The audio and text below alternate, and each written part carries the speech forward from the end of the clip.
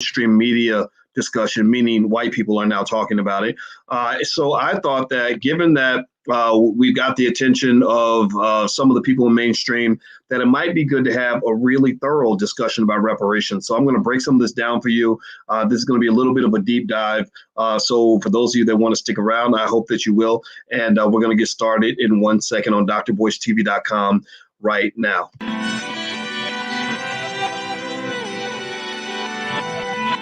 Here we are, clan the isms, cataclysm, great. Our people out here struggling, trying to make it in this state. Everybody out here doing it, but we the ones who late. Now family, we the ones who gotta delegate. Get that money in the power, never be fake. Stick to cosign for 3. What did he say? Create jobs, support our own. Educate the same and buy back your home. Got 3 degrees, triple 10. 3 PhDs, now we on the CNN. DBTV, let's talk about negligence. Ignorance is bliss, but we can turn it to intelligence. Believe none of what you hear, half of what you see. Let's break it down here on Dr. Boyce TV. Here we are. Hey, what's going on, guys? Welcome to drboycetv.com, the home for intelligent Black people. Today, we're going to talk about reparations. And I want to say hello to Gwen and Heru and Terrence and TSP. What's going on? And for those of you that are new to the platform, I want you to understand something. Make sure you know this. On this platform, we are Black first. We believe that Black people are capable of solving most of our own problems. I believe that Black people have the ability to make plans. We have the desire and ability and necessity to rebuild our families, rebuild our communities, and build our wealth in a healthy way. If you agree with that philosophy, then please stay. If you don't agree, if you don't want to be Black and intelligent, then please leave. It's okay. Just put a hashtag B1 in the chat if we're on the same page. B1 is our calling card. Hashtag B and the number 1. That means we're Black first. We solve our own problems first. That's really important for us to understand. So thank you, Ruth and Calvin and Stevie and Raymond. I see you. All right, so let's talk about reparations. I just read this article about reparations on NBC.com, and it got my attention because when NBCnews.com is talking about reparations, that means it's becoming more of a mainstream conversation. And the scary thing about mainstream media is that, you know, so they have the power and ability to elevate a conversation, but they always kind of mess things up, especially when it comes to Black people stuff. They just don't do it right. Black folks struggle because we don't have good leadership. We struggle because we are having difficult problems being solved by people who, unfortunately, in many cases, can be considered to be absolute idiots. They are not qualified to solve these problems. In fact, if you recall, when Barack Obama was in office, the whole discussion during the whole Obama presidency was Black unemployment. And he didn't invite any employment experts into the White House that I know of. Dr. Claude Anderson, who wrote Powernomics, one of the most respected economic minds in Black history, lived right down the street from the White House. They never invited him in one time, but they invited Al Sharpton over 120 times. So no disrespect to Al Sharpton. I'm sure he can tell you how he can give you a good sermon because he's a pastor. I'm sure Al Sharpton could tell you where to get a good perm in your hair to make it nice, silky, and smooth. But I don't think Al Sharpton is the guy to be talking about pressing and important economic issues in the Black community. Now, what I want to impress upon you is the fact that they're sending a message when they do this. When someone pretends like they don't really have the ability to solve a problem, like it's just too complex, it's just too difficult, that it pretty much is them telling you they really don't want to solve the problem. Like, so when Joe Biden does an interview with Charlemagne the God, who spoke to some experts, he spoke to me and a bunch of other people about, you know, the discussions that needed to be had. He gets very frustrated, right? He didn't like talking to Charlemagne. He didn't want to meet with Ice Cube at all because Ice Cube was consulting with Black scholars. He was consulting with Black experts. They don't want to hear from Black experts. So when that happens, what they do is they say, let's get Cardi B on the phone. Let's go talk to Cardi B. Cardi B, you know, the lady who tells your 7-year-old daughter to sell WAP for a living and who is, teaching our kids how to grow up and become strippers. We'd rather talk to her because that's the person that we need representing the Black community. So one of the things that you have to understand about the Black Miss Leadership class is that the Black Miss Leadership class, those aren't leaders at all. These are individuals that were selected by white supremacy to lead Black people out of white supremacy. So when white supremacy is selecting the people that are supposed to lead you out of white supremacy, are they going to be successful? Yes or no? Are they going to be able to get the job done? Give me a yes or no. Are they going to be able to make progress? Give me a yes or no. Now, what is my evidence? Well, ask me, what's your evidence, Dr. Boyce? Why are you talking crazy? You're just being mean. Well, studies show, and this is actually featured in this NBC article. Did you guys know? Let me know if you knew this. Did you know that the wealth gap between white and black Americans has pretty much not changed in the last 40 years? Did y'all know that? Right? We have the civil rights movement. Remember Dr. King, we shall overcome, and social integration and all that conversation. If that movement was so powerful, why hasn't the wealth gap closed? I'm saying that slowly for the people in the back. Because, I talk to intelligent black people, but you got black folks out here that ain't that smart. You got people, white people, you got people out here that think that because you stood in the street and screamed Black Lives Matter, that somehow that's going to make a difference, right? Or you stood up and said, hands up, don't shoot, that's going to make a difference. So I'm saying this slowly because the proof is in the potato salad. If this movement were effective, then the wealth gap would have closed. Then you would see black people's wealth going up and catching up to white folks. Right. I mean, and I have to say it slow because for some reason, common sense doesn't really apply. People think that because they did something that made them feel emotionally good, that's the same as making progress. And no, that's just talk. Talk is cheap. Talk is not money. That's why they give you talk and they won't give you any cash. That's why politicians will talk all day about social integration. They will talk all day about getting white people to be nicer to you. They will talk all day about telling you that Black Lives Matter, but they will not talk about the money. And so the question you must ask is, why aren't you talking about the money? So everybody say the money. Everybody type the money in the chat or type talk about the money in the chat. Talk about the money. I have a PhD in finance. So I'm about Red Fin to talk about the money. We about to talk about the money. So everybody say it in the chat, talk about the money. Right. So when they come to you and they start talking about this social integration and we want little white boys and little white girls holding hands, I want you to say, talk about the money. Like, we want you to, we want every child to know that they have the right to be gay if they want. They can change their gender. Yeah, I want you to say that's nice, but talk about the money. We want every immigrant from every surrounding country and planet to be able to come to the U.S. and just say thank you. That's nice, but talk about the money.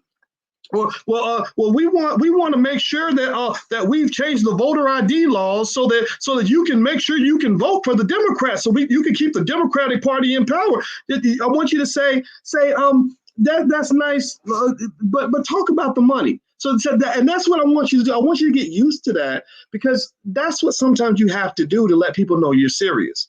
Sometimes you have to get to the point where you become a one-dimensional son of a bitch, where you literally are like, yeah, I hear everything you're saying, but talk about the money.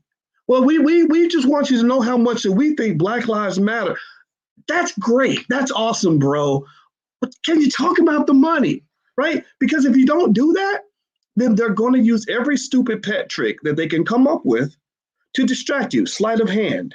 Like abracadabra, then your money disappears and you don't know what happened because they got you looking over here with all the action. You should have been just focused over there. So that's what I want you to get in the habit of saying. When they start talking about all these other little agendas and programs and initiatives and get out the vote challenges and voter ID laws and all that, I want you to say, that's so great. That's wonderful. Thank you. But let's talk about the money.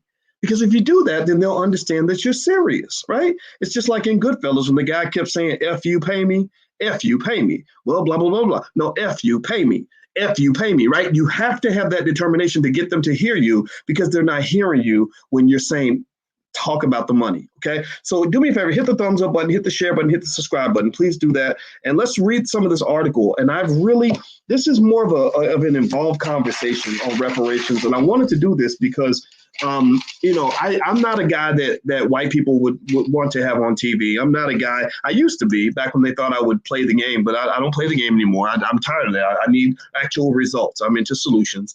My friend Maj Toure, he calls it a solutionary. I'm a solutionary, right? So I want solutions.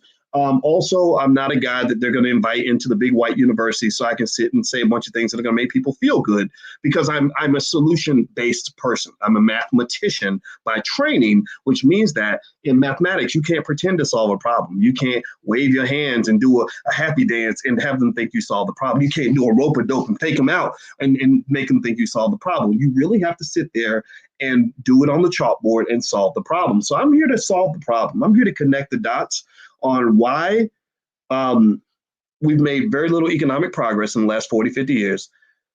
and why the reparations conversation is dangerously at risk of becoming a conversation that has nothing to do with foundational Black Americans that it was designed to support. Okay, so I'm gonna read this article. Hit the thumbs up button. Please hit that thumbs up button. Very important. So here on NBC, there's an article that says what slavery reparations from the federal government could look like. It says Black Americans have been fighting for reparations tied to slavery for generations. Here's what that fight looks like in 2021. Now, do me a favor, guys. I am, as I'm getting ready for my wedding on the 21st, I am traveling, so I do not have my microphone. I'm using my laptop mic. Can you hear me? Give me a yes in the chat. Please give me a yes to confirm that you can hear me okay, because I'm a little bit self-conscious right now about the sound, and I hope that you guys can hear me okay. All right. So here's what it says in this article. It's on NBCnews.com, and it says, after decades of work from activists pushing the issue, presidential candidates, Congress members, local governments, and private institutions have debated whether and how the federal government should issue reparations to Black Americans who are descendants of slaves. As the Biden administration promises to confront structural racism and inequality, a growing number of Democratic lawmakers have given their support to H.R. 40, a decades-old bill first introduced by Representative John Conyers, Democrat, Michigan, in 1989. The bill would create a commission to study slavery and discrimination in the United States and potential reparations proposals for restitution. In April, H.R. 40 moved out of committee for the first time, potentially setting up a floor vote on the legislation.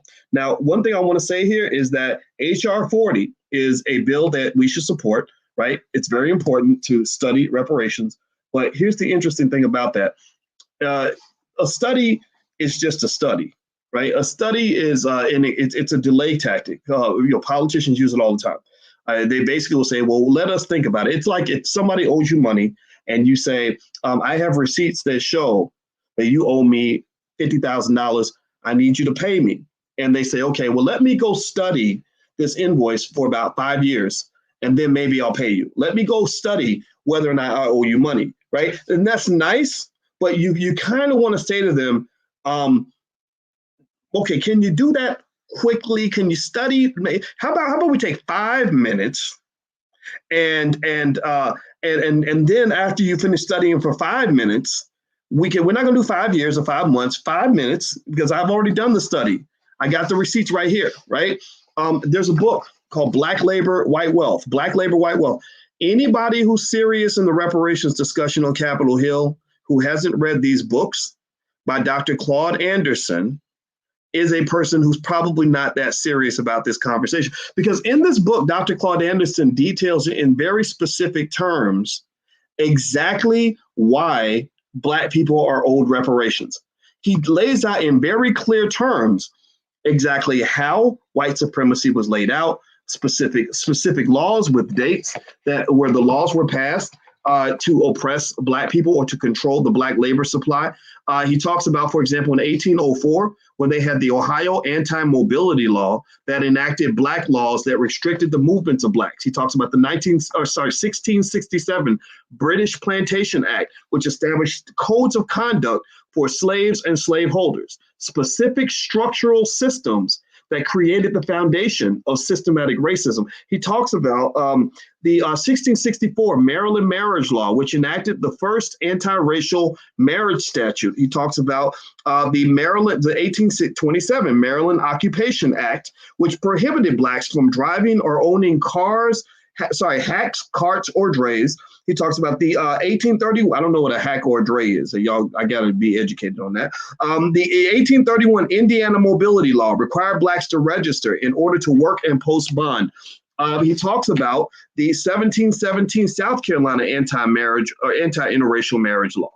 He talks about the 1740 South Carolina Consolidated Slave Act, which forbade slaves from raising or owning farm animals. The 1775 Virginia Runaway Law, which allowed sale or execution of slaves attempting to flee. So he specifically lays out very detailed documentation of what happened over the last 400 years. There ain't no reason to sit around and do a study to know that you owe us money.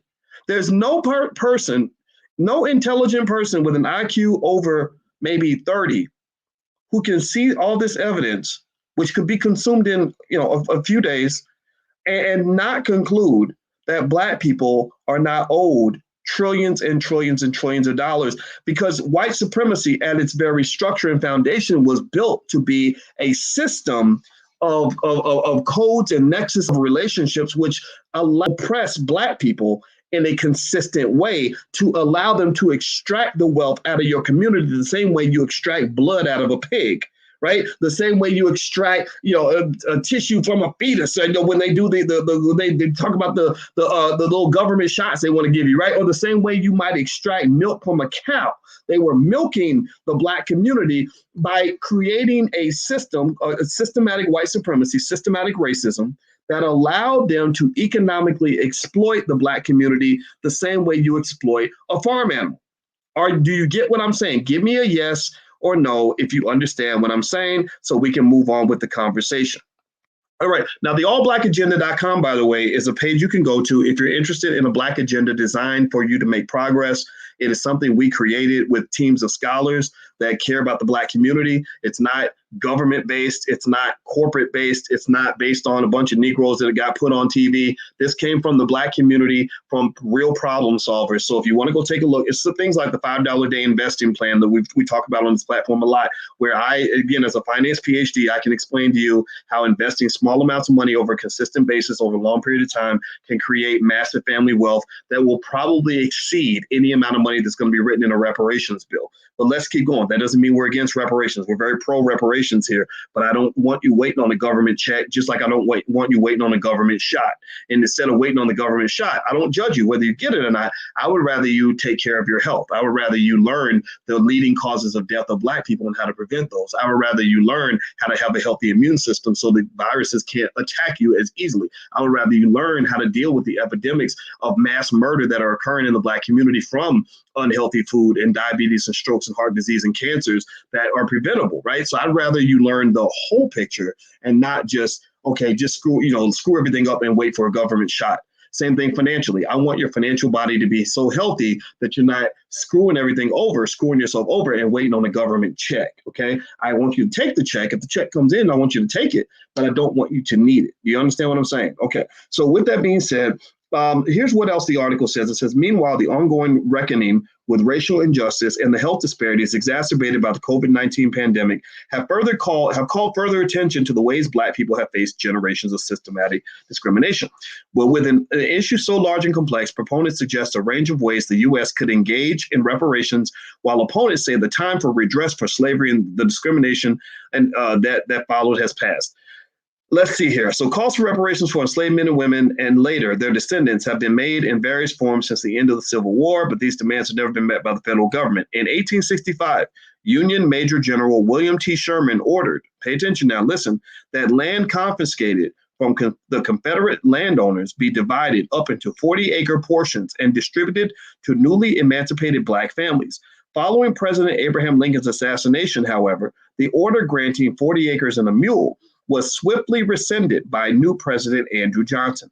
The majority of the land was returned to white landowners. So Sherman, General Sherman, God bless him. He sounds like you talk about allies, right? I don't really believe in this idea that you got these allies that you think you have. But to me, hey, if he's chopping up land in 40-acre plots and giving it to Black folks, then you my ally. If you're helping me and my family eat, then you're a real ally. You tell me that you like me, you tell me Black Lives Matter, you're not really my ally. You're just pimping me a little bit. But if you actually showing up and you were cutting checks and you're really actually supporting me in my effort to be independent, then I would call you an ally. So General Sherman, I would say, it sounds to me like as far as good white folks go, so to speak, he's an ally, right? So shout out to Sherman for this. He wanted to chop up all the land from the Confederate slave owners. And he wanted to give that land out to Black people in 40-acre plots. Don't worry, Terrence Williams, you're not too late, man. You're right here, brother. I see you. And so he wanted to pass this out and give everybody 40 acres and a mule.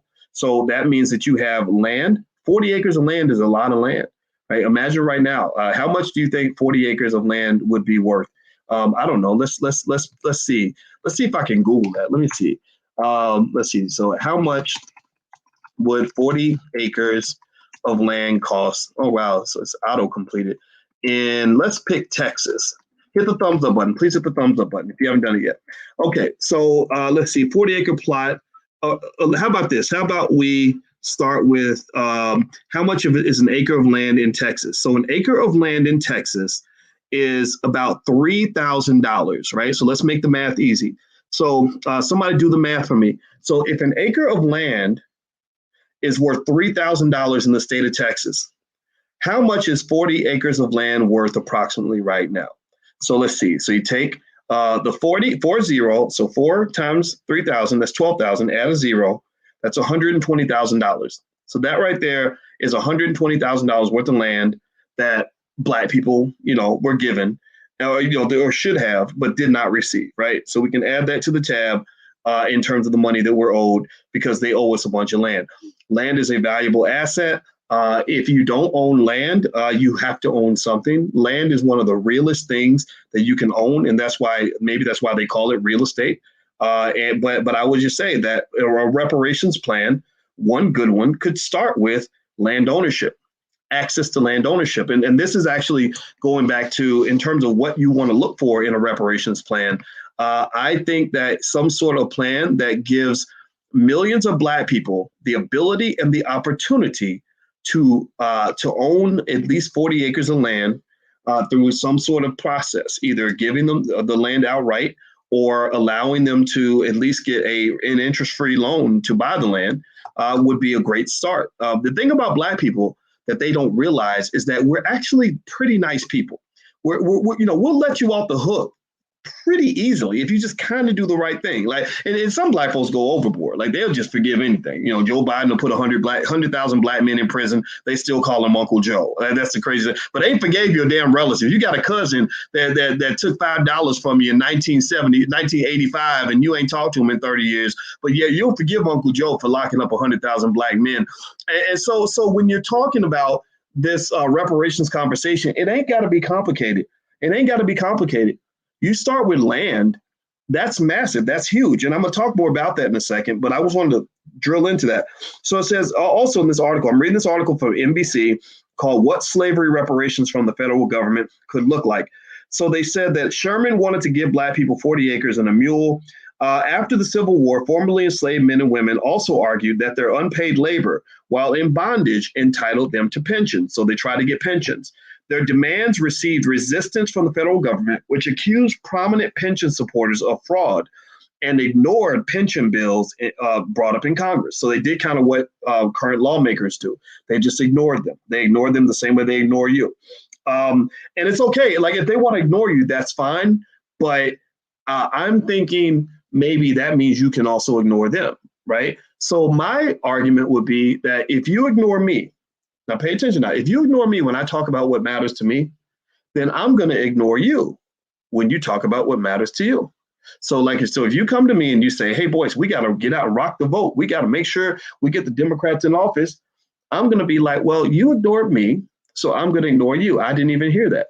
Right. Or if you say, hey, boys, we need you, Black people to come out and buy this product. We need your money. Well, you ignore me, so I'm going to ignore you. Right. So you ignore the corporations, you ignore the government officials, you ignore all the people. The people who don't pay attention to the issues that matter to you should not get your attention at all. They should get nothing from you. Absolutely nothing. You should give them the cold shoulder, give them the silent treatment.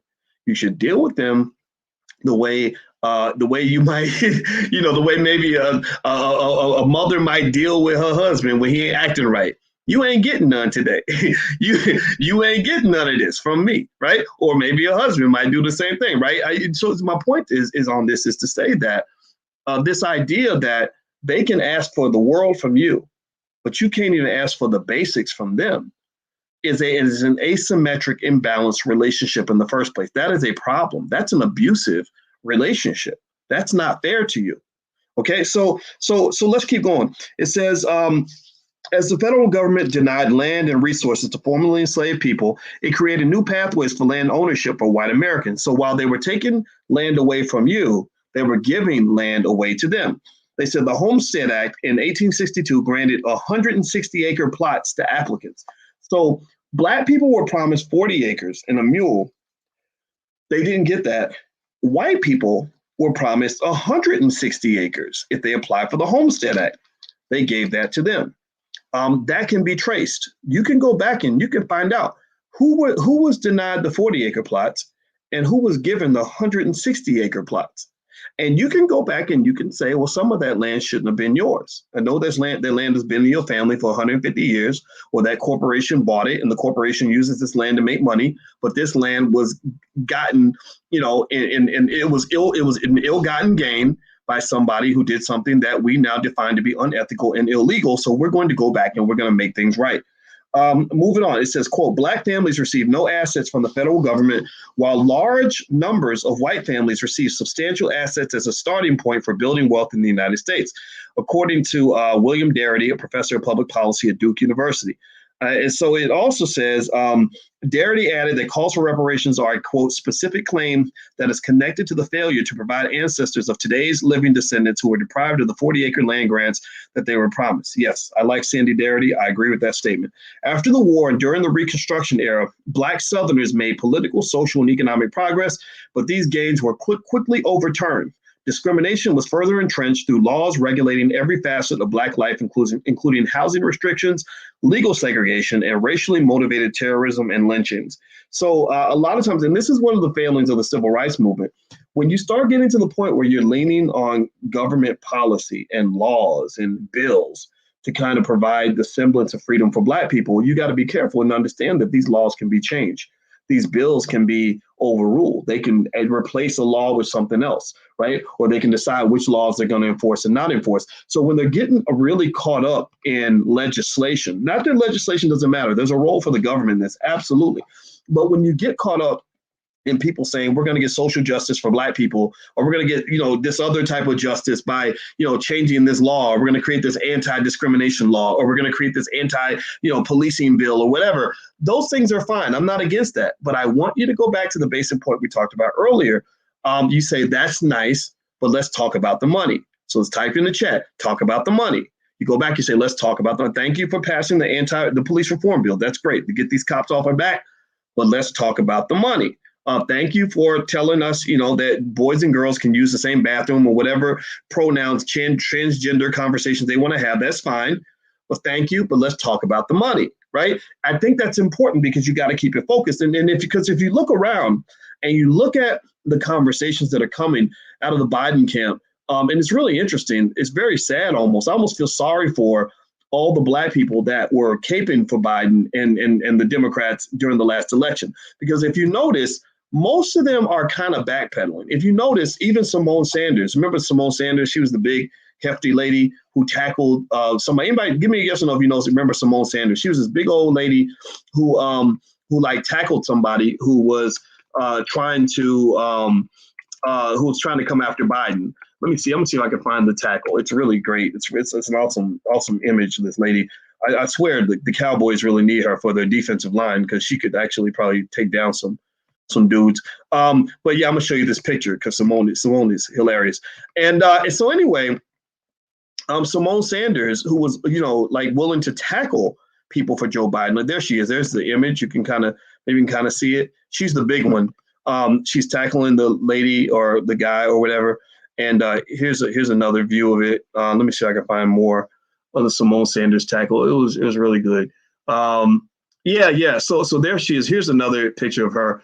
Yeah. Oh, so anyway, so back up, fellas. She's taken. So I know you guys are licking your chops, trying to get at her and slide in her DM, but she's taken. But the point is to say, I know I'm being a jerk right now, but I'm sorry, I can't help it. It's just funny to me. And so Simone Sanders, what was it, Amanda Seale and a bunch of other people who really told Black people to vote for nothing, who really pushed Black people to basically throw away our whole agenda just so we could support the Democrats in their quest for power and to use ourselves, to lay ourselves out there to be pimped. Now they're all backpedaling and saying, dang, like we really, we're really mad now because now Biden won't meet with us. Black Lives Matter. They complain that Biden hasn't met with them at all. And it's not a surprise. Like those of us who understand how to negotiate are not surprised by this at all. Those of us who understand logic, who understand that politics and economics is war, understand that. Those who understand, what leverage means, what power means, we expected that. Like, why would he talk to you now? He wouldn't even talk to you when he needed you. What makes you think he's going to talk to you when he doesn't need you? That just makes no sense. And that really just says, okay, it's fine. There are some people who are a little slow. There are some people who are emotionally broken to the point where they're looking for love in all the wrong places. There are some people who are just going to stay stuck on stupid in terms of how they negotiate. But those people should not be the ones leading the community, right? Now, but that goes into this deeper point. These are not people that you selected. You did not select these people to lead the community. The people that selected these individuals are the people who don't want you to have any power at all. So I think it takes time. It's important for us to take the time to make sure we're selecting our leaders based on people that are putting Black people first. That's why when we come to this platform, first thing I say is, are you B1? B1, do you put Black people first? Is that your top priority? Because then what that does is that allows us to create a higher dimensional vibration that we can operate on that allows us to leave behind the lower level issues, right? We can now get to the point of playing powernomics because we're not playing strugglenomics. We can now fly like eagles because we're no longer crabs in the barrel. I'm no longer going to have an issue with you because maybe one of us is rich and the other one's poor. I'm not going to have an issue with you because one of us went to college and the other one didn't. I'm not going to have an issue because you're a feminist and I'm not. I'm not going to have an issue with you because you're LGBT and I'm not. Because we're all Black first. So if we're Black first, meaning that the well-being and the development of the Black community is our number one priority, then all those other things become second and third level, third tier, right? It's like Maslow's hierarchy of needs. Psychologists know what this is. Maslow's hierarchy of needs basically says that you can't operate at the highest frequency in your life. You can't reach self-actualization until you've dealt with those lower level issues. So I want us to kind of get to this point where we kind of say, okay, we hear all this other stuff, these other lower level issues. We hear about the immigration debate. We ain't gonna have that debate today. We hear about the debate about transgender. We're not gonna have that debate. We hear about the debate about other, environmentalism and all this other. We're not gonna have that debate. We're gonna get back to this key idea. Let's talk about the money, because what Powernomics and Dr. Claude Anderson and a lot of other experts have explained to you is that when you control the economics, you can control everything. The economics is the one thing that changes everything. When you got the money, you make the rules. There's an old saying that says, "He who has the gold makes the rules." You don't make any rules because they've got the gold. So if you get the gold, then you can make the rules. And what are the rules in our society? Well, that's the politics. That's the bills and the police reform and all these are the rules, right? So he who has the gold makes the rules. So everybody, let's do another word for today, gold. Everybody type gold in the chat.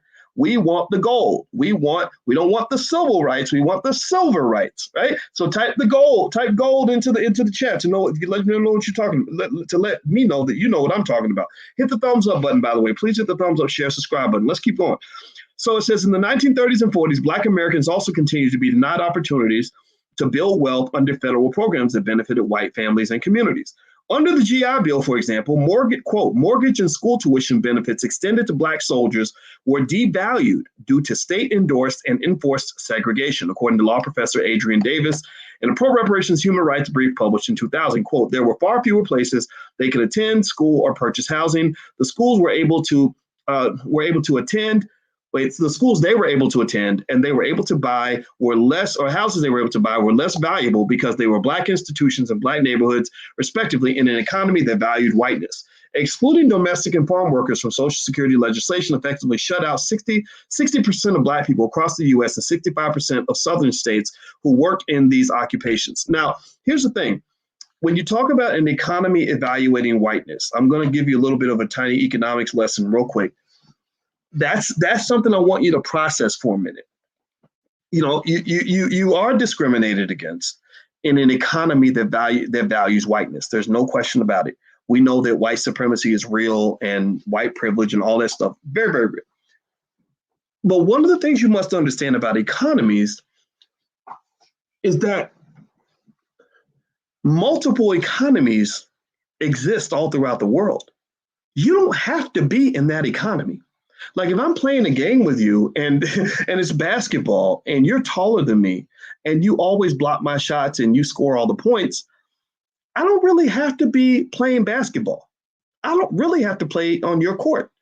Right? We could be playing football. If I'm stockier and bigger than you, maybe suddenly, if we're playing football, if we're playing a different game, then suddenly the advantage shifts over to me. But if I don't understand where the game comes from, then I can't understand how to best position myself to be able to win.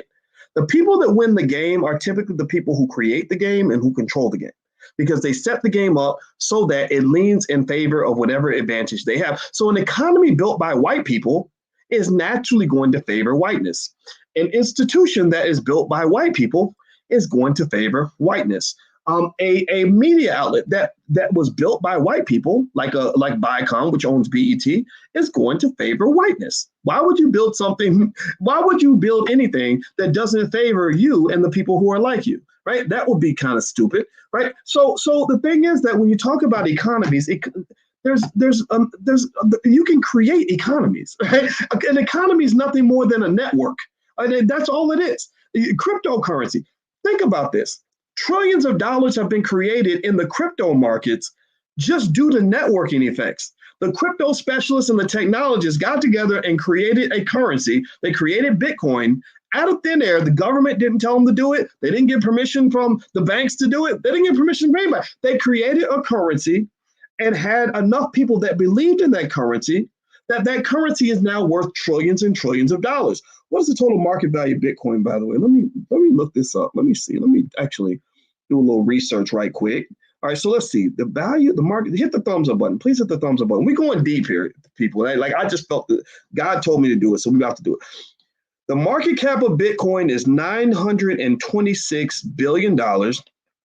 Is Bitcoin the most valuable currency or cryptocurrency in the world? I think it's way up there. It's way up there. I thought it was over $1 trillion. But anyway, so it's a $1 trillion economy that was created out of thin air. So the same way that Bitcoin and crypto enthusiasts can create a $1 trillion economy on their own, Black people can also create a $1 trillion economy of their own. The same way that that technological capability is valued in the crypto space, well, you can be in a space where Blackness is valued in the Black space, right? So this idea that somehow you are just, unconditionally and undeniably discriminated against at all times and always oppressed, no matter where you go in the universe, is false. You are not oppressed everywhere. Because it's raining in your neighborhood, that does not mean it's raining all across the United States. You just ain't never left your motherfucking block. Okay, that's what it is. You haven't left your block, so you think it's raining everywhere because it's raining on your block. But it doesn't rain everywhere. So this economy that we live in that favors whiteness, that's not the same. For example, if I were to go to China, there's a whole Chinese economy that favors being yellow, right? If you go to Africa, there's a whole African economy that favors Blackness, right? Except for the fact that you got the colonialism in there, right? So which is a whole nother conversation. But the point is that when you understand economics, you understand that this the way you view oppression, the way you're taught to view it, as if no matter where you go, no matter what you do, the white man's gonna be standing over you with a baseball bat, ready to beat you down every time you try to build anything. That's just simply not true. That is simply not true. Do me a favor, hit the thumbs up button, hit the share button, hit the subscribe button. There's my Twitter. Please follow me on Twitter. I need more smart Black people following me. I'm tired of stupid people. So we're over 100,000 on Twitter. I'd like to have 1 billion. So we're almost there. We're only 999 million away. So let's keep going. All right. So I'm reading this article on NBC News about reparations, and it also says excluding domestic and farm workers from Social Security legislation effectively shut out 60% of Black people across the U.S. Blah, blah, blah. According to Brookings Institute, experts argue that such omissions from federal policy have not been fully corrected and have been magnified by widening health, education, employment, and housing disparities, as well as a basic lack of access to capital. Collectively, these historical and current disadvantages have led reparations proponents to argue that while slavery is where denials of wealth and equal rights began, the cumulative effects of both slavery and systematic federal denials of opportunity that follow continue to impact the descendants of enslaved people in the present, for sure. experts disagree on what reparations should look like. And that's where I want to kind of throw my 2 cents in. I'm not a guy that's going to be invited to give congressional testimony, nor would I want to be, right? So if you're thinking about inviting me to do testimony on Capitol Hill, just don't call me, please. I ain't got time. I want to talk to Black people. I don't want to talk to stupid people, on Capitol Hill. I don't like politicians. I'd rather consult with someone and let them go do it. I got better things to do, like raising my children. But still, let me throw in my 2 cents for those of you that are interested in this debate, that would like to understand a way to view reparations and how that might make sense and how that might achieve the goal. So what I'll start with is they tend to measure quality of life in 3 key areas of health, wealth, and relationships. Those are 3 key areas that tend to shape the majority of your quality of life. So for example, if I see a friend I haven't talked to in a year and I say, hey man, how you doing? If he had a major surgery or if he's dying or something, he'll say, yeah, man, I'm not doing well, but I got a surgery and I think I'm doing better, right? That's health, right? And then if he got a new job, somewhere else making more money, he'll say, yeah, man, I got a new job at the factory and I moved to Maryland because it's a great opportunity, right? So that's wealth, right? And if he just met a new woman that he's dating or he's about to get married, he'll be like, yeah, man, we're about to get married. And I met a girl that I really like. And I'll be like, oh, congratulations, man. That's great. So that's relationships, right? So health, wealth, and relationships tend to determine your quality of life, right? If your health is bad and your money ain't right and your girl's getting on your nerves, then you're going to have a pretty low quality life, right? So I would argue this, that one simple framework in order to kind of think about how we might process reparations might be to start with health, wealth, and relationships. If we want Black people to be doing better, if we want to solve problems in terms of making people's lives better, we can start with those 3 key areas. So let's start with health. Well, with health, you have, at the very least, you have mental and physical health. Those are a couple major health areas, right? So a lot of Black folks suffer that post-traumatic slave disorder. We have a lot of psychological damage that's come from things like mass incarceration back when Joe Biden and Bill Clinton conspired to lock up over 100,000 Black men back in the 1990s. We have a lot of a lot of mental health problems, right? Little children growing up, going through all kinds of hell because daddy ain't in the house, or the neighborhood's got, gunfire and they got PTSD and all that, right? So that means, like, mentally, right, we need therapy. We need armies of therapists that are being compensated on a very high level to help repair some of that damage that's been done from all the trauma that so many Black people have experienced. Give me a yes or no if you feel, as a Black person, that you've been traumatized. Give me a yes or no. I want to see how many of you in this room will go ahead and confess out loud that you are a victim of trauma, PTSD. Maybe you grew up with really uncomfortable poverty. Maybe you saw somebody get killed when you were young. I raised both hands because my biological father was never there. He wasn't around when I was a baby. He went to prison for drugs. My stepfather, who raised me, went to Vietnam. He was a very mean man. I struggled with abuse because of that, but he was a wonderful guy. I loved him to death, but he wasn't perfect, and he'll admit that. Just in terms, saw my best friend get shot in the head in front of his daughter when I was 25 years old. Still love her, still talk to her. Talked to her the other day because I look out for her, because that's what my friend would want. His name was Greg Wilkins, Louisville, Kentucky, 1996. He didn't live too far away from where Breonna Taylor was killed. So a lot of us have this trauma, these things that we just saw, this shit you saw when you were a kid, where you're like, damn, it kind of sucks being Black. Like you really in your mind associate Blackness with pain. Like you just think, God, being Black just means, like literally, it's almost like a rite of passage where when you grow up and you're Black, we just almost get to the point where we compare like horror stories that we experience growing up Black, or in not having enough money, just seeing stuff we shouldn't have seen when we were kids, all that, right? So that's where the mental health aspect comes into play. I encourage all of you who are able to do it, which you should be, get some mental health. Like, that therapy is necessary, because that therapy is part of the reason why you have trouble staying married when you get married. It's the therapy, lack of therapy, is part of the reason why you have trouble starting businesses with each other and not getting triggered and wanting to kick each other's ass, right? So the therapists need to be employed. We need to start elevating the therapists. We need to start really supporting these people some of them are online. Some of them are giving free advice on Instagram, and nobody's paying attention because everybody's rushing to follow the girl who's got the big booty, but you got to also follow the woman who's got the big brain. The booties are beautiful, booties are great, but big brains are even better. So let's start giving love to these people and being very conscious about that, so that we can make sure that they know how appreciated they are, and we make them part of the reparations plan. Next, you talk about health. Well, one thing I think about with health is this. I hear white people talk all the time about healthcare disparities. We have to fix healthcare disparities for Black people, and that's important. I don't disagree with you. That's sure. Okay. You're right. Y'all don't do what's right in your hospitals. But here's the thing, right?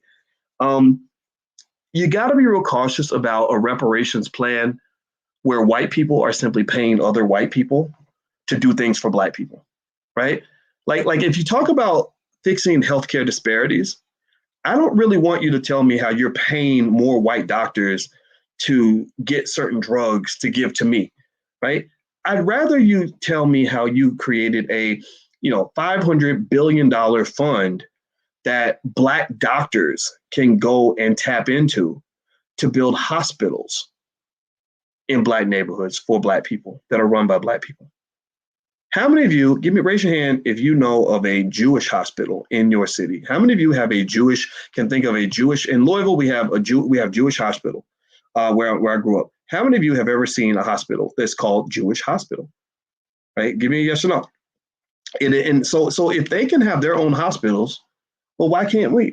Why can't we have hospitals of our own? No, I don't want like better white people medical care. Like that's the trap. That's the trap they get you to fall into, is the paternalistic trap. Like, we're going to help you escape white supremacy by using white supremacy to help you solve the white supremacy problem.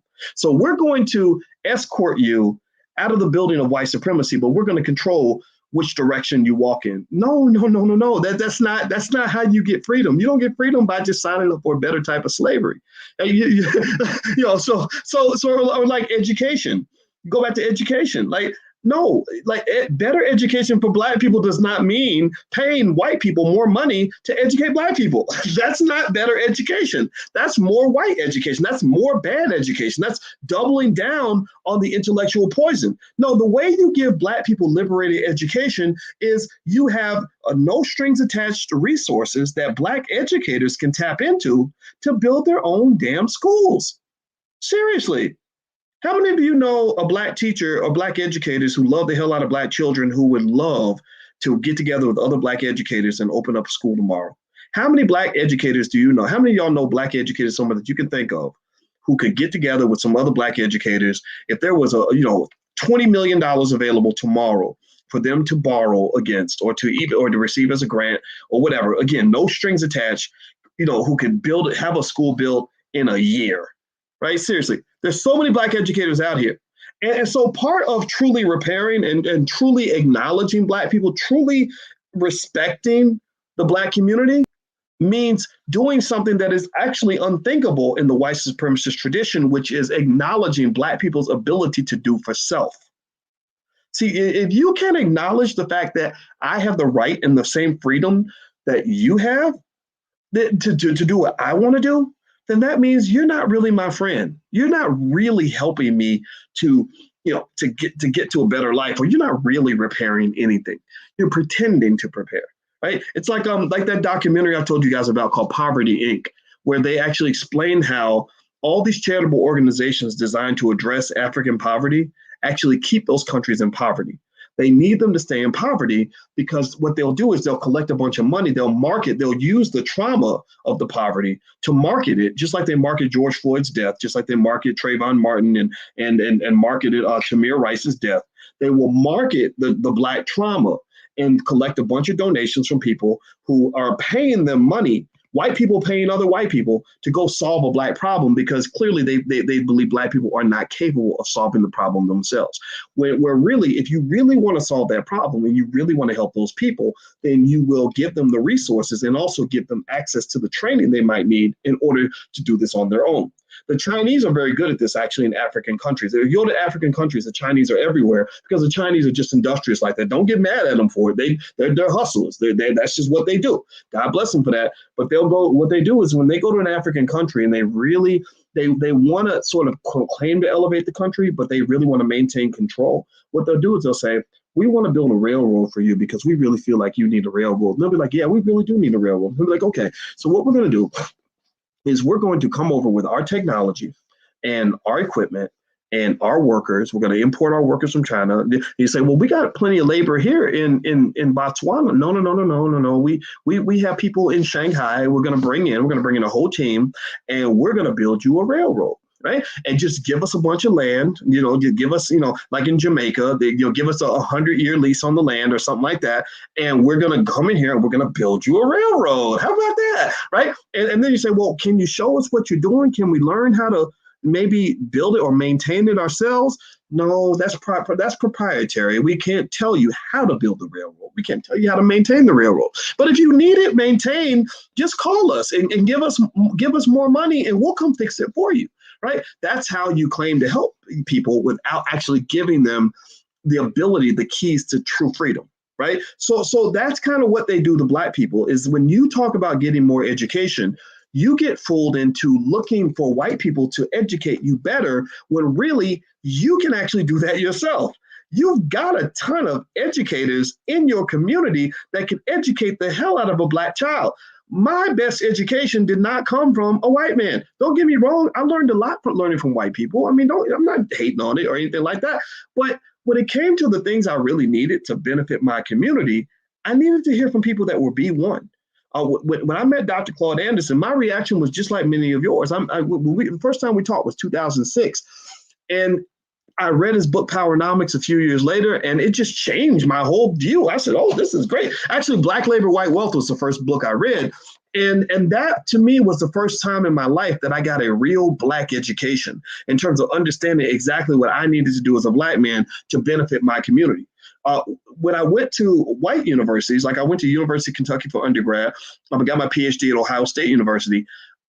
It wasn't that the education was bad. It was that the education was designed to achieve a specific goal. A white university is not designed to teach you how to build an independent, strong Black community. A white university is designed to teach you how to go work for white companies to build a better white community. Right? And so effectively, that's why you see so many Black people that go to white universities that end up working for white people, because that's what you're trained to do. You're not told to go back to the hood. You're told to get out of the hood. You're not told to go back to be around Black people. You're told to get away from that, right? You take pride in being away from that. You take pride in being the first Black this and the first Black that, because that's what you're led to believe. You're led to actually address the alleged premium on whiteness that comes from this white economy by putting a premium on whiteness. Like, think about this, right? So you're confronting the premium. In this article, they mentioned that there was a premium on whiteness in this economy, but yet you're contributing directly to that premium by connecting yourself more deeply to whiteness. You're adding to the networking effects. It's the same way with like cryptocurrency. One of the reasons Dogecoin went up in value is because more people were trying to buy Dogecoin. Right? There's more demand to be in that ecosystem, which pushes up the price. When more people demand to be in the Ethereum ecosystem, that pushed up the price. So when more people demand to be part of the white supremacist economic system, that pushes up the price. That pushes up the value. So you claim to be fighting white supremacy by actually contributing to it. That is not going to work. That does not compute. 2 + 2 is not going to equal 4 in that particular context, right? So I would just say to you that you have to think deeply about this, because white supremacy is a complex system. So to solve that problem, you got to be complex too. You got to be able to think on a higher level. And I don't believe that problem is going to be solved. I don't believe the true reparations problem is going to be solved, because I don't think people are really seeing it at the level they need to see it. That's just my 2 cents. Do me a favor, hit the thumbs up button, hit the share button, hit the subscribe button. And one of y'all mentioned something about me doing something on Clubhouse.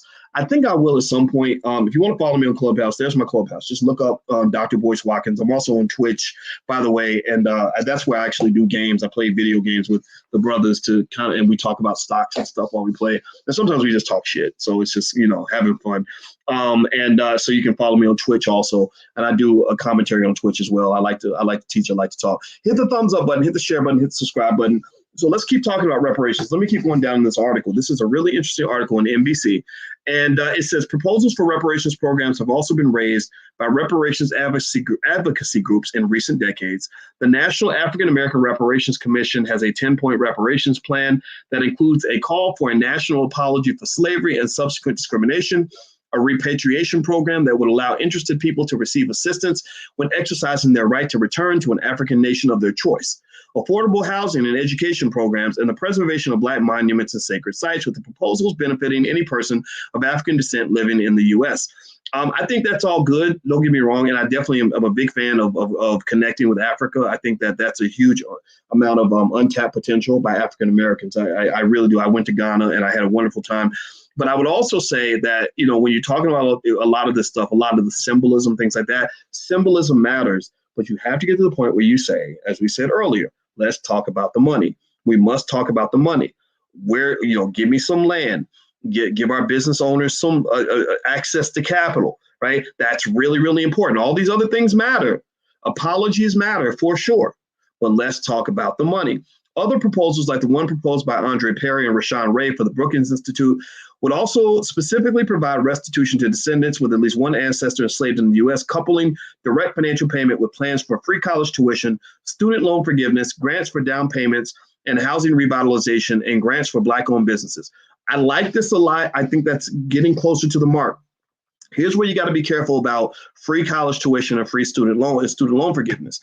Let me just say something about student loans. I've been a college professor for over almost 30 years now. I've taught at many, many universities, University of Kentucky, Indiana University, Syracuse University, the Ohio State University. I taught in China.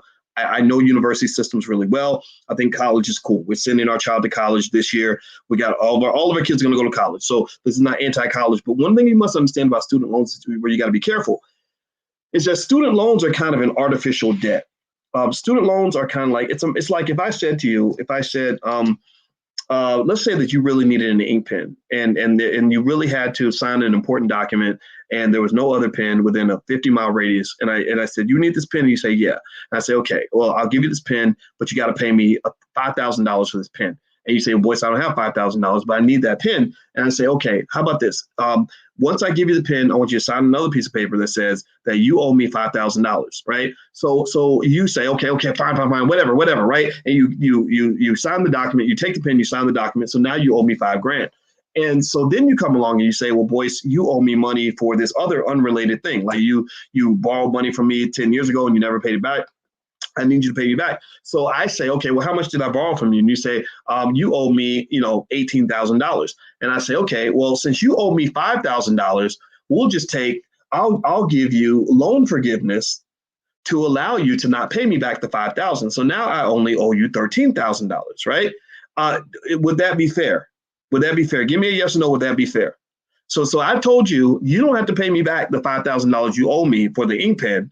And we'll just balance, count that against the balance of the $18,000 you owe me. How many of you, would that be fair or not? What would you think? Do you call BS on that? If you think it's BS, put BS in the chat. Or if you think that's cool, type that's cool in the chat. And because if you type that's cool, I'm gonna have to politely correct you and let you know you might have just got played for a sucker.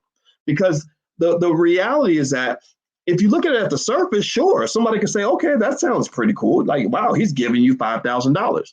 No, I'm not. I'm not giving you $5,000. Because an ink pen should not cost you $5,000 in the first place. I overcharged you. I exploited you from the jump. So no, you should say, no, that debt is invalid because you coerced me into that debt. like that's not even, you charged me $5,000 for an ink pen. No, ink pens are worth about $1.50, dude. What are you doing? Right. So when they tell you part of your reparations bill, I know they're going to do this. When they run a reparations package, let's say they're going to say it's a $2 trillion deal. And half $1 trillion or a whole trillion of that is student loan debt forgiveness. Well, that's inflated BS.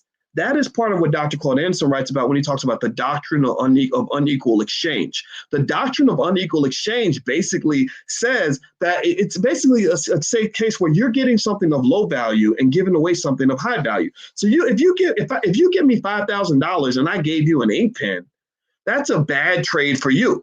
That will create what is called a trade deficit in economics. That is where that's a basketball game where I scored 80 points and you got 4. Like you can't win games like that.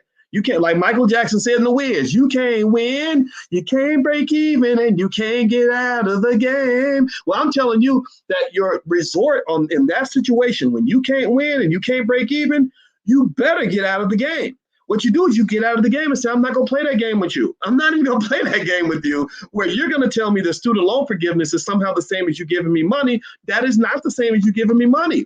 No, You are giving me something that is fake because it shouldn't have cost me $250,000 to go to college in the first place. You were jacking me because you had this commodity of limited supply that I felt I needed. In economics, we call that an inelastic commodity. Inelastic commodities are like drugs or things that people really have to have. So what happens is you gain power to manipulate the price. You can jack up the price and make people pay it because they have no other choice. So you made me believe I had to pay this when I know I didn't. I didn't get a chance to hear from people like Boyce or whatever. So I thought I had to go to college and borrow $250,000 to go to school. And now I'm sitting here in so much debt that I'm going to die in debt. No, you should remove that. And that should be almost damn near pro bono. That should just be on GP alone because you own some game in the first place. That's some BS. Right. So ultimately, the student loan forgiveness, while it's certainly an important gesture, student loan debt is murdering Black wealth. Like, by the way, that's one of the reasons why Black wealth is going backward, because so many Black people felt the need to go to college, and college is fine. But spending $250,000 for college is something that you only should do if you're absolutely sure that you're going to make plenty of money. Like, you better be making $80,000 or $100,000 in your first job. And most people aren't. And even when they're making that much, it's still hard to pay off $250,000 in debt because you have a mortgage and no house. And you must also ask yourself, why is it that I'm 18 years old and I can get I can get $200,000 in student loans, but I can't even get a damn $25,000 loan to start a business? Like, that's messed up. That's crazy. Right? Well, that's because a student loan really isn't a real loan. It's not real money. They're not giving you money to do whatever you want with no strings attached. They're loaning you money to buy an overpriced product. So it's like going to a store and them saying, well, we're not going to loan you any real money, but we have $18,000 fur coats and we'll give you the coat and allow you to get $18,000 in credit to get an $18,000 fur coat. Well, fur coat shouldn't cost you $18,000. Right? So that's a problem. So I think just addressing those basic things, like, why can I get a $200,000 in student loans, but I can't get $25,000 for a business loan? When starting a business, in many cases, will have a much greater impact on my economic future than going to college. Not that going to college is bad, but I'm telling you, I know a lot of college graduates and I know a lot of business owners. And if I compare the incomes of the business owners to the college grads, ain't no comparison.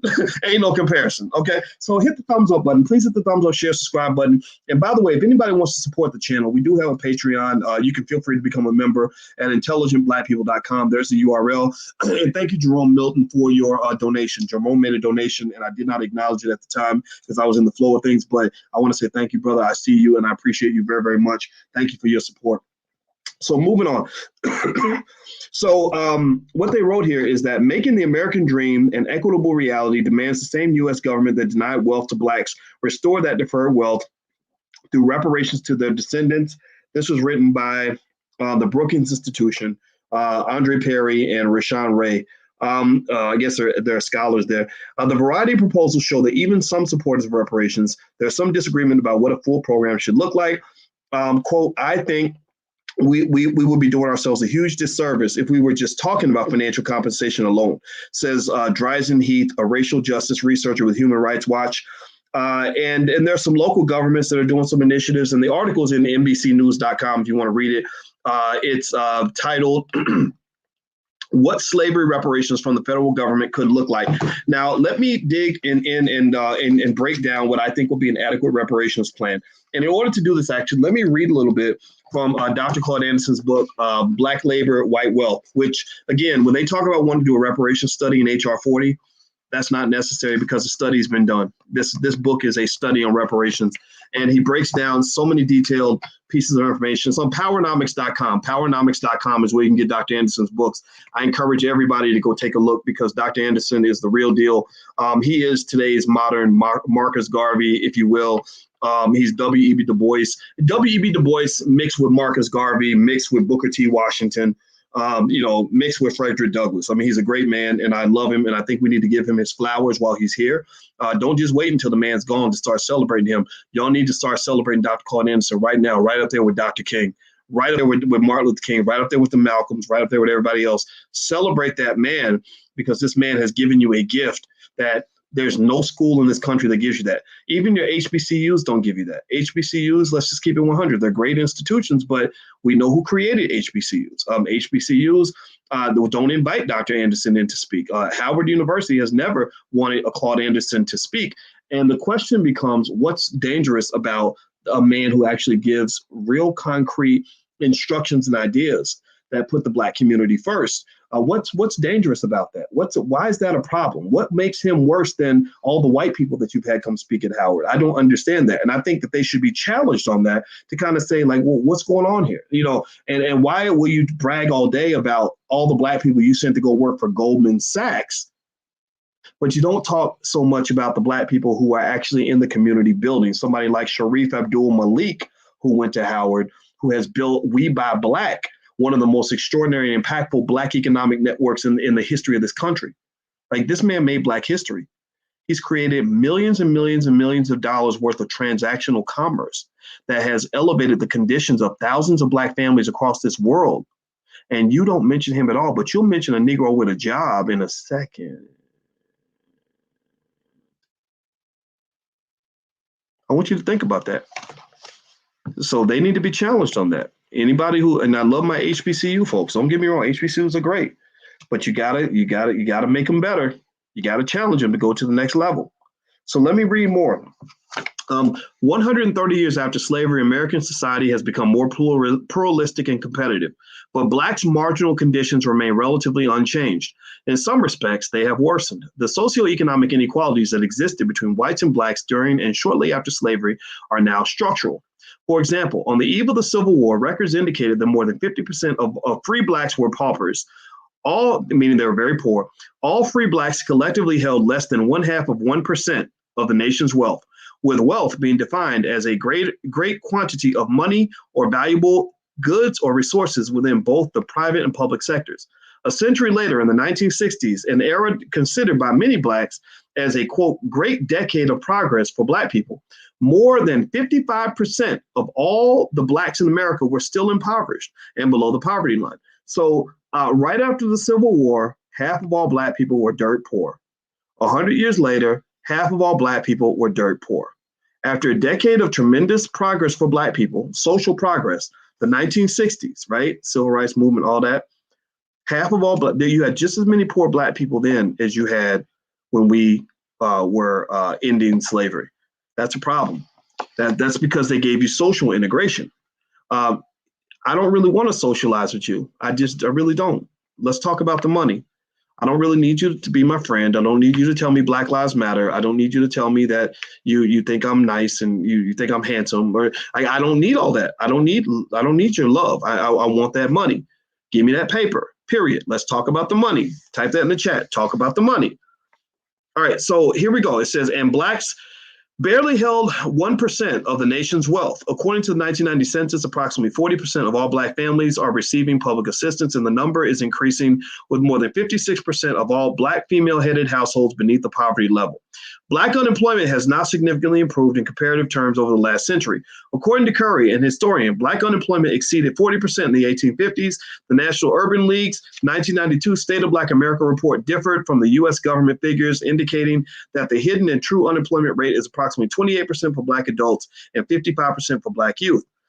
So the discomfort index was still high, where they measure your quality of life. Let's see, what else does he say? He also talks about how, despite the election of tons and tons of Black politicians, Black people literally did not see any progress in our economic condition. Let me show you. This is something I want you to keep in mind when you hear politicians telling you that the best way to improve the Black community is for everybody to show up and vote. And this is important to address, because I know Gabrielle Union did a little skit where she was kind of making fun of the Black conscious community, for the fact that there are some people who question whether or not voting is giving Black people what we really deserve. And I'm not going to debate that one way or the other. I'm just going to sort of provide you some data to kind of help you kind of process this in a more effective way. Hit the thumbs up button while I pull this up. I got to open up my Facebook because I want to share my screen and show you guys a little chart. It's in Dr. Claude Anderson's book, Black Labor, White Wealth. I want to make sure I give credit where it's due. Dr. Anderson is the one who created this masterpiece. I'm actually working on a book that I'll tell you guys more about later that I want to contribute to the literature in this, and I'll explain it more as time goes on. But this is what Dr. Anderson did, and I just love him for creating this book. So let me show you all a little chart in this book, and this is something I want you to keep in mind when they start telling you that the best way to improve the Black community is for everybody to go and rock the vote and get your booty to the polls and all this other stuff that they tell you. All right, so this chart here, what this shows you is a comparison of Black socioeconomic conditions and the number of Black elected officials. So I don't know if you can see the chart, but I'm going to read it to you. I'm going to dictate some of this to you. If you see in 1964, we had 103 Black elected officials. That was it. At that time, the unemployment rate was 10.8%. Black incarceration rate, Black prison percentage was 33%. Blacks below the poverty line was 34%. Per capita income was about 53,000. Or I guess on an index, I guess it's weighted or maybe in $1990. Look at 1992, go all the way down to 1992. In 1992, we went from 103 Black elected officials to 8,000. So we were voting like crazy. Well, this is up to the 90s. It doesn't include everything that's happened since then. But we elected 8,000 Black elected officials compared to 103. Unemployment, you would expect unemployment to be improved in the community. No, our unemployment rate is actually higher. It went from 10.8% to 14.6%. Black incarceration rate, are fewer Black people going to prison? Are we filling up the prisons less? No, actually, we were filling up the prisons more. We went from 33% of the prison population to 45%. Blacks below the poverty line. Okay, clearly there's got to be fewer Black people in poverty because we got all these Black elected officials. Everybody's been voting like crazy, right?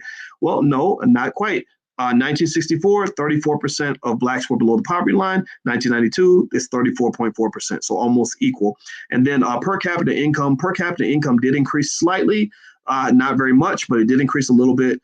There was no change in wealth. There was no change in the wealth gap, or at least no meaningful change. And so effectively, what this says to you, what this shows really clearly is that voting is not everything. That's not it. That's not the final solution.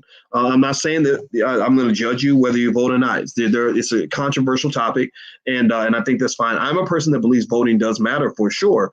But you must be voting for something. You must be getting something for your vote. If you're getting nothing for your vote, then I'm not sure if voting really matters other than being a feel-good exercise that makes you just say, hey, look, I did it. I can wear a little button. A lot of people wear this little button to say, I voted. It's like, I'm proud. Like, look at me, I voted. So I think that the question is, are you okay with us taking the next step to say, what did you vote for? Right? Now, if all you can say is, well, I voted because I had to get that son of a bitch out of office, right? Well, that means you played into their hands, because that's how they get you to stop focusing on the main issue, is by distracting you with something that scares you or upsets you, right? By me emotionally triggering you, I then am able to control you and get you to go along and do what I say, because I've injected this anger and this fear inside your spirit that will cause you to pretty much take orders from me, right? Studies show that people who are scared or angry are not thinking logically. So they're going to just follow instructions because they're so nervous about what's going to happen next. Okay. So with that being said, let me finish up here with some more in terms of what I think should be included in a reparations plan. I decided I want to just have this conversation with you because I want to make sure that they do some of this right, and those of you that are in here sort of watching the debate, I want to give you the tools so that when you're debating on social media, maybe you can lean on all this. You can take my ideas. You don't even got to give me credit. I don't care who gets the credit. Seriously, like, you could just act like you came up with it on your own, and that's fine. Talk about this, right? Push the issue a little bit further, right? Get away from allowing them to just talk about social integration and social issues and symbolic issues and say, let's talk about the money.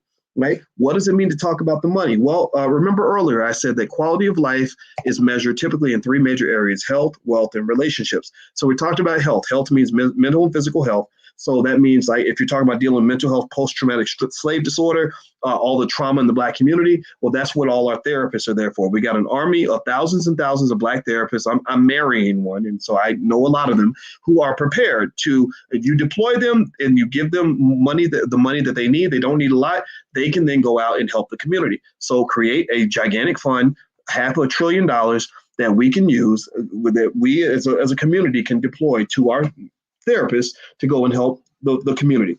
Next, you've got physical health. Well, that means ownership of Black-owned hospitals. You got Jewish hospitals all over the country. There should be Black hospitals too, right? We deserve to own our own hospitals with our doctors looking out for our community. Next, you talk about wealth. Well, wealth to me I think about one thing you could do is you could create a $1 trillion fund that is available for maybe some grants, but I think even zero interest loans, at least, available in addition to grants for Black-owned businesses. I know some people say, no, we don't want loans. We want it to all be grants. And I think that's fine. But I know that as a Black business owner, sure, a grant is nice, but I would have just been happy to get a good loan for, low or no interest, where I could go and do like the white boys and go borrow $1 million so I could really do what I wanted to do. A lot of Black business owners are out here bootstrapping. A lot of Black business owners are pissed because they saw $100 million go to Black Lives Matter so they can do their little Marxist LGBT agenda, and they didn't see that money coming to the Black community. There are Black business owners out here that are creating jobs that had no funding. They can't even go to the bank. I know Black businesses that are generating millions of dollars a year that can't even get a loan equivalent to 2 weeks of revenue. I talked to a guy whose company made $3 million last year. He said, I couldn't even get the bank to loan me $700,000. What the fuck is that? What is that? What the hell? What is that? Like, you mean to tell me that even the people that are making millions of dollars a year can't even borrow $700,000? Get out of here. So I think that's some low-hanging fruit. Create a $1 trillion fund, create a committee with people like me on it, where we can, without any strings attached, allow Black businesses to come in and get massive loans to really supersize their businesses and get training to go with that. Right? We've got the Black Business School. You give me $100 million tomorrow, I can deploy Black business schools all across the United States and have Black people looking like the most economically educated group of people on the planet. Like, I know how to do this. I'm doing that from a YouTube channel. I've accomplished more from a YouTube channel than most universities have accomplished with billions of dollars in resources. Imagine if we had that kind of money, what we could do for the community, right? So, and again, I don't even, I'm really I want to take myself out of the conversation, right? Because we found a way to make a way, right? We figured out how to get what we need. We're making it happen. But, I think that this is the kind of thing that ends up frustrating me, because you got models that work. You've got models that are successful at achieving the goal. You've got schools. Marcus Klein from Freedom Home Academy International, I invited him to my wedding. And I love this guy because he was able to build the best educational institution I've ever seen in my life, like with peanuts. Why doesn't he have a $50 million a year budget? If he has the solution, why are we not funding the solution? Well, because it goes back to that fundamental question I asked you before. Are you really trying to solve the problem? Or are you trying to pretend like you're solving the problem? I don't think they're really trying to solve the problem. Because if you're really trying to solve the problem, then you would really aim for the solution. You would find out where the solutions lie, and you would dig deeper into the solution. You would double down on the things that are working and move away from the things that are not working. They're not doing that. They're double downing on the things that are not working and ignoring the things that are. Okay, so this is your fundamental issue, right? So when I think about what we're going to try to do with the Black Business School, I don't have a lot of faith that the government's ever going to see what we can do, right? I mean, a lot of you in here will say, like, give me a yes in the chat if you can confirm that you've probably learned more about economics, at least from me, than you ever learned in college. You probably went to college 4 years and 2 years of graduate school and learned more literally by coming to this platform or taking a class in the Black Business School than you learned from anything else. Give me a yes in the chat. Please say something, because it makes us feel, it makes us happy. Lets us know we're not talking to the air. And then we're going to keep building on that, right? We're building, from the community. We're bootstrapping it. We're making it happen. It will be nice, for example, if we got a bunch of celebrities who leveraged all their power, their so-called power and clout they have online, help us get access to another 50 million so we can really blow this thing up. Maybe one day that'll happen. I don't know. I'm not waiting for that. But I definitely am not waiting for the government to be that solution, because I don't think your government's ready. I think white supremacy is too insidious in this country for them to ever really solve the problem of reparations. They don't even want to address it. It's taken them 30 years to even decide to even consider studying whether or not reparations are necessary and how to implement reparations. You understand that? Like, they're not even, they're dragging their feet beyond dragging they're not even to the point of dragging their feet. Their feet aren't even off the bed yet. So I don't really know how we're going to get to a point where meaningful reparations are paid. I just don't have a lot of faith in that, to be honest with you. But anyway, here's more of what I think would have to happen in the wealth category. I think that free land is important. Remember, go back to the basics. Remember, keep it simple. There's a statement. There's something called Occam's razor. Tell me if you've ever heard about Occam's razor. Occam's razor basically says that the simplest solution is the one that is usually right. Right. So I go back to Occam's razor. I like to keep things simple. And so to me, simplicity means let's go back to 40 acres and a mule. Let's talk about that. You promised 40 acres and a mule. You didn't deliver. Deliver. Just come back to that. Maybe not a mule, 40 acres and a car or something. I don't know. Just 40 acres and a horse, 40 acres and a cow, 40 acres and, in a moped. I don't give a shit. Just something. Let's go back to that, right? So land is an important part of that because land is one of the fundamental building blocks of wealth. Mortgages would also be an avenue for the acquisition of real estate. So to me, if you're pushing for reparations, no Black person anywhere should have to go to a bank no Black person anywhere who has shown the ability to pay rent in an apartment should have any trouble at all getting a loan for a home. If you have been paying $1,500 a month in rent, what in the world makes them think you can't pay a $1,200 a month mortgage? How much damn sense does that make? That makes no damn sense at all. You don't pay 20 years worth of rent. They bought your landlord a house, by the way, right? You add up that rent money over a 20-year period. That's a lot of money, and they're still telling you you don't qualify for a mortgage. That's BS. So you need instead of having these social justice kinds of situations, where you've got people monitoring from a social justice standpoint, you need people that are monitoring from an economic justice standpoint, right? So imagine if you had someone like me, not me, I don't want to work for the government, but let's say someone like me who was a czar of economic justice, who basically said every bank in America, as a part of the reparations plan, must approve any mortgage loan of any Black person who has proven that they have the ability to repay that debt, right? That would be massive. That would be huge because so many of you, how many of you right now, raise your hand, how many of you right now, if you could go borrow $250,000 and make the payments on that $250,000 over a 30-year period. So a payment on $250,000 over a 30-year period at reasonable interest rates, that payment might be, let me think here, I'm trying to do the math in my head. That might be like $1,800 a month, $2,000 a month. How many of y'all could hack that? How many of y'all could find something to do with that $250,000, whether it's buy your first house, get your business off the ground, or whatever? How many of you could find something to do with that money and could make that payment of about $1,800 to $2,000 a month? How many of you can handle that?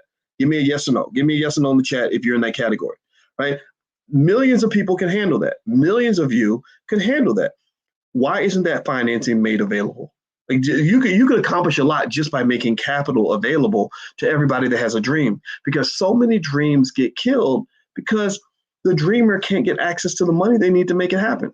You're denying them access to the financial vehicle. They're not asking you to give them a ride to the destination. They're just asking you to give them access to a car. They'll drive themselves. Just give them access to the car. So anyway, moving on. I think Black people should have our own schools. We should have $1 trillion fund for businesses. There are no strings attached. Mortgages for any Black person who shows the ability to pay. Free land. Just give everybody 40 acres or whatever. Go take it from those farmers or whatever you got to do. Just go get our land back. Also, relationships. Remember, I said health, wealth, and relationships. When I think about relationships, I think about family, and I think about our bad relationships with each other, where our trauma causes us to fight and spend a lot of time going back and forth with each other after we're re-triggering each other, and we can't build businesses together, can't build families together, whatever. Well, that's where our army of therapists comes in, and I think that those therapists can help us build better relationships. And again, because I'm a do-for-selfer also, because I don't have a lot of faith in white people saving us, I just don't believe that's going to happen. I would encourage you, until white folks decide to write a check, I encourage you to still make sure you understand the value of therapy and mental health. If you understand therapy, if you get connection to the tools of therapy, what that allows you to do is, one, to deal with your own stuff so that you're not constantly triggered and constantly reacting in an overly emotional way that destroys everything of value in your life. That's going to cause you to not be able to set goals and accomplish them. It's It's going to cause you to not be able to maintain relationships with a partner who can actually help you, right? A good partner, like, fellas, I'm telling you, if you ever want to really succeed, get you like a real quality woman by your side. Like a good quality woman by your side will help you see your blind spots. If you're humble enough to hear it, she will help you she'll add an angle to what you're doing. That is another brain in the room that can kind of make you smarter and better at everything. Like I do stuff, like, for example, I'm not going to say I'm socially awkward, but I'm a mathematician. So I'm kind of a weirdo just by design. And Alicia is a social butterfly. So she's super social and I'm not so social. So people will come over and it's like it creates a special dynamic because they may not like me, but they love her, right? So because they love her, they love us both, right? And so really little things like that can make a big difference for you. Or like ladies, like when you're raising your kids, like having a good man by your side makes it so much easier to raise your kids. Like you have a teammate, you have a partner. You can say, okay, you do that, I'm gonna go take a nap. Or you pick up David from school, and I'll go to Trina's ballet recital, right? And you find a way to work together as a team. And I think that there are a lot of people that don't even know that this is the way it's supposed to be. When I would hear like a single parent really struggling and talking about how hard it is to be a single mom, etc., part of me also wants to remind you like that it ain't supposed to really be like that. Like kids are not easy to raise. It's hard to do. You benefit from a good teammate, right? And so that means that, picking the right relationships is critical, and learning how to do that and learning how to get out of your own way, because the way we choose who to bring into our lives a lot of times comes down to how we were raised and whatever BS we saw when we were growing up. Or, maybe you're attracted to thugs and you don't realize thugs are also the guys that'll come and kill you if they get mad at you. Or maybe you're used to chasing the big butt and a smile, so you chase after every pretty girl and not realizing that there's a difference between that pretty woman and actually a beautiful wife, right? Those are two different types of people. And so I think that the therapy kind of helped you really tap into that, to know why you make decisions and how to make good decisions. And then also the therapy can help you to have good relationships. Because if you can maintain that house and keep each other at bay and stay cool and stay connected and stay on the same page, then you can build empires together. You can build structure. Structure is extremely important, right? And then also you can form business relationships with other people and know how to work through all the disagreements and disputes that are going to arise. There's always going to be a dispute that you have. And if everyone is constantly triggered because everybody went through so much hell growing up that they're scared to death and mad and whatever, pissed off and pissed at my parents for what they did, and my cousin got shot in the hood or whatever. So I'm always triggered very easily. But what that does is that ruins your relationships. And then that person who could have been a great ally for you, who could have been a great teammate for you, is actually now your enemy. So they're either out of your life or they're working to destroy your life. Either way, you're losing when you could have been winning, right? So a lot of times, that word poor, when we say the word poor, stands for passing over opportunities repeatedly. Well, that's what happens. When you are fighting with another Black person, you're missing the opportunity to be friends and to get support from that person, right? Maybe getting support would have came down to having a different gate. Let me give you a real life example. This is real stuff. This is related to all of this, right? So this is the Dr. Boyce reparations package, right? I don't know what you want to call this, but think about it like this. When I first met Alicia, and I met her in the library at Indiana University. I didn't meet her in the club. I didn't want to date girls I met in the club, right? Because I'm not a clubber, right? Why would I want to go to the club with you? Like, that's a waste of time. I met her in the library. And so years later, we're both college professors. Actually, I think I'm wearing an Indiana University shirt. I don't know. Let me see if I still got my Indiana University shirt on. I didn't realize I had that on. And when I first met her, I saw her and then she looked so pretty. She's the prettiest thing I'd ever seen. And I walked over and I just said hi to her. And the first thing she did was she said, hi. And she gave me a nice, pretty smile. And she was really friendly. And we had a great conversation. And so let's say that she was, a traumatized person who was mad at Black men because of something that her uncle did or her ex-boyfriend did or her daddy did or whatever. And she saw me and saw something different. Let's say she saw me as a guy like, oh, Lord, here's another dude up here trying to run game, blah, blah, blah. And then she gave me like a frown or gave me like a snarl, like, what do you want? Like, okay, I don't have time to talk right now. Like, let's say that her gait had been completely different. Well, what would have happened is I would have walked away. I would have said, I'm sorry, I didn't want to disturb you. I just want to say hi. I have a good day. And I would have walked away, right? And you think about that, right? So here we are years later, we're getting married this month. and we're going to be teammates. Like we already are team. We do a lot of stuff together, not just business stuff, but like raising the kids is it's a full-time job for everybody, right? And if we'd had a bad interaction that first time we met each other, like if one of us had somehow been triggered, or if I had been running to, coming up to her was on some BS because I think that, women are trash, or I think that, you got to play them before they play you, or I'm on this weird mindset that some guys have, like you got to pimp these hoes, that type of thinking that comes from hip hop culture, which again is promoted by white supremacist radio stations and all this other stuff, then that would have created a whole different dynamic, which would have led us to go this way instead of coming together.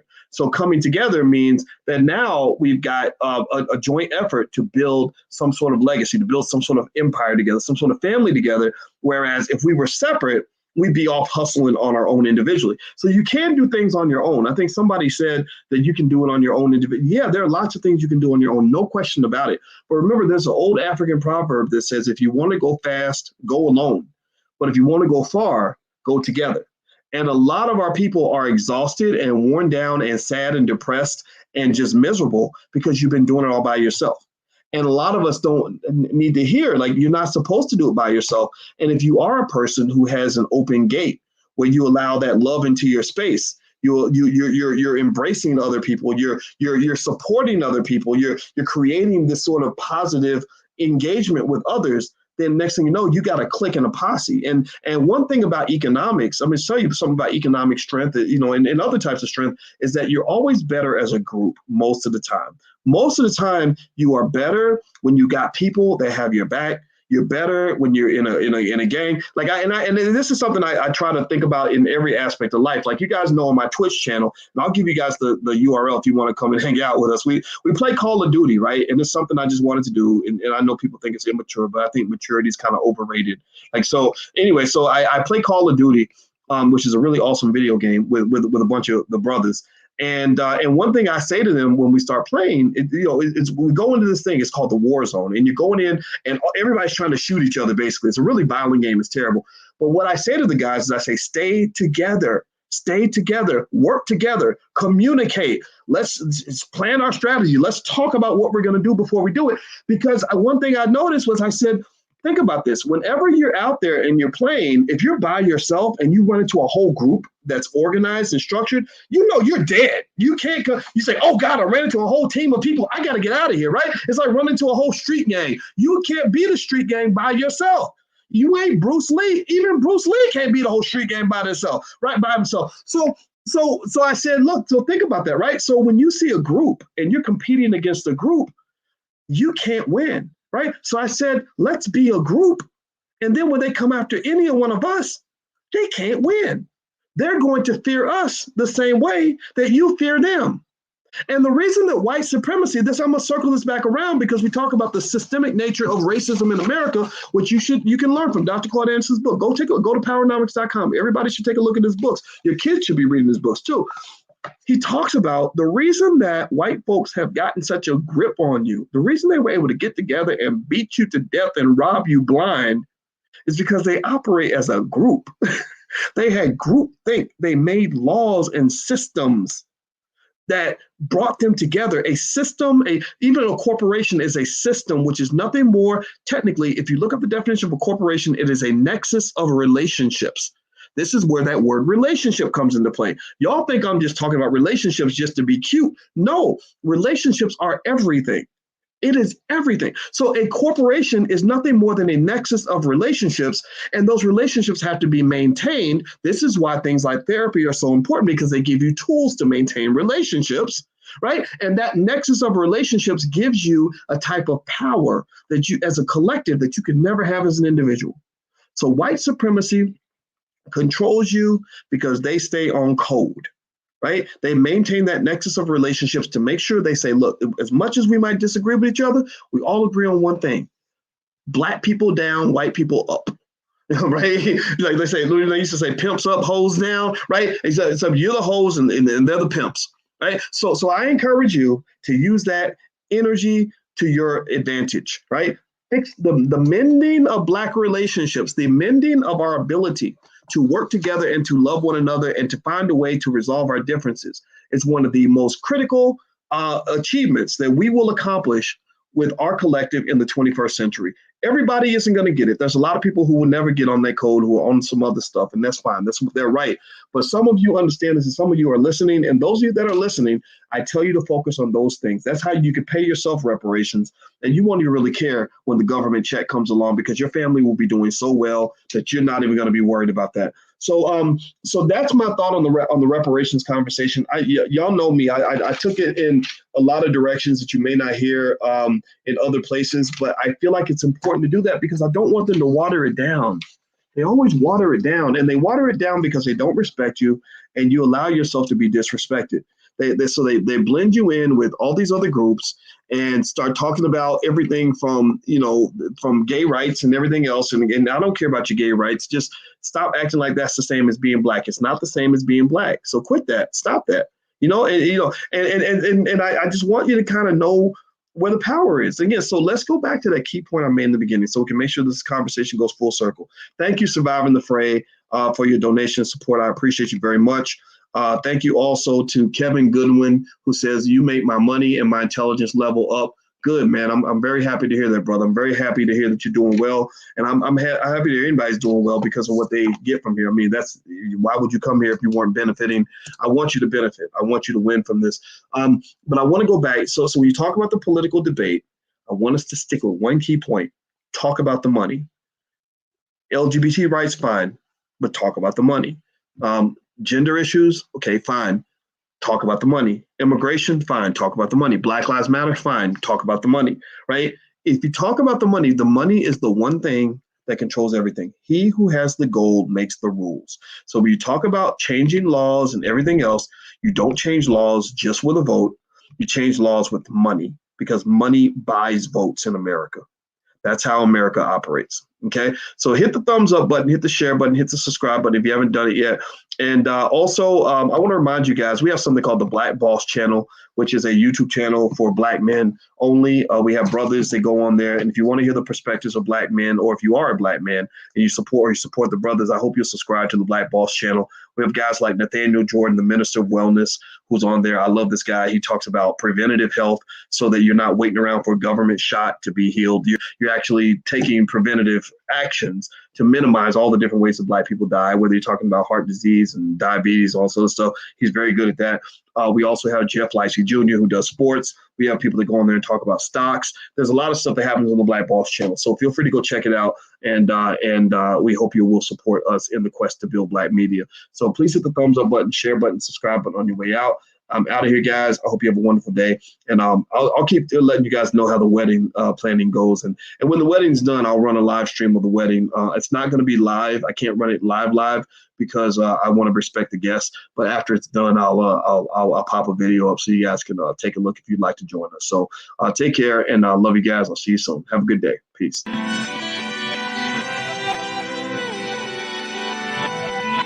Here we are, clan the isms, cataclysm, great. Our people out here struggling, trying to make it in this state. Everybody out here doing it, but we the ones who late. Now family, we the ones who gotta delegate. Get that money in the power, never be fake. Stick to cosign for 3. What did he say? Create jobs, support our own. Educate the same and buy back your home. Got 3 degrees, triple 10. 3 PhDs, now we on the CNN. DBTV, let's talk about negligence. Ignorance is bliss, but we can turn it to intelligence. Believe none of what you hear, half of what you see. Let's break it down here on Dr. Boy's TV. Here we are.